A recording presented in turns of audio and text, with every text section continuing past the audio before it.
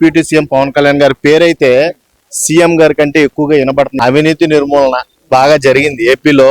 అవినీతి పరుల నుంచి రాష్ట్రాన్ని కాపాడారు కూటమి ప్రభుత్వంతో. కాబట్టి ఈ రోజున అందరూ కూడా ముక్కు మీద వేలేసుకోవాల్సిన పరిస్థితి నెలకొంది. ఎవరైతే ప్రతిపక్ష నేతలు ఆ రోజు చేసిన అరాచకాలు, ఘోరాలు వాటిలన్నిటికి చెక్ పెడుతూ 1 year పూర్తి చేసుకుని విజయవంతంగా ముందుకెళ్ళిపోతుంది పార్టీ.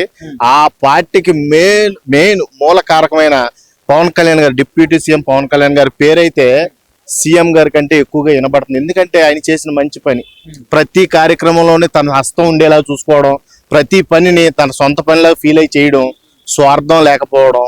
అర్థమైందా? ఇంతవరకు కూడా ప్రతి పేద ప్రజలతోనూ ఇంటరాక్ట్ అయ్యే విధానం కానీ ప్రతి అంటే చూశారు కదా మీరు, అక్కడ గూడెం ప్రజల్ని పలకరించి వాళ్ళతో ట్రావెల్ చేసి వాళ్ళ అవసరాలను తీర్చి, మొన్నగాక నిన్న ఎలక్ట్రికల్ షూస్ కూడా పంచి ప్రతి విషయంలోనూ కూడా తన డబ్బును కూడా పెన్షన్ రూపంలో కొంతమందికి విద్యార్థులకు కానీ లేకపోతే ఇలా మిలిటరీలో సేవలు చేసి చనిపోయిన వాళ్ళకి కానీ ప్రతి ఒక్కరిని పరామర్శించే విధానం కానీ అక్కడ చూపించే ప్రేమ కానీ ఇదంతా కూడా వర్ణనాతీతం.